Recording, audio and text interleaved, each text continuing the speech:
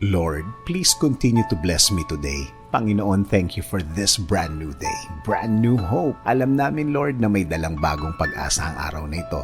Alam namin na magiging guide ka namin sa araw na ito. At sa mga nagdaang mga araw, may mga nagawa kaming mali na kasalanan. Kaya Lord, we're asking for your forgiveness. We're asking for your mercy. Patawarin niyo po kami dahil minsan nadadala kami ng mga tao at sitwasyon sa araw-araw. Ngayong araw, please continue to give us wisdom.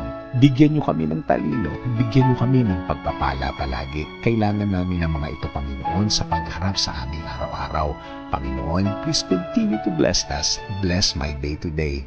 Alam ko po na maraming mga problemang mga parating. Alam namin na marami na naman na magpapasakit ng aming ulo. Dulot na din po ito ng aming mga nagiging desisyon sa mga nagdaang mga araw. Pero we know you are going to bless us today, na presensya mo palagi ang aming gabay sa pagpunta sa tama at tahimik na buhay. In Jesus' name we pray. Amen. Sabi nga sa number 6:24-26, may the Lord bless you and protect you. May the Lord smile on you and be gracious to you. May the Lord show you His favor and give you His peace.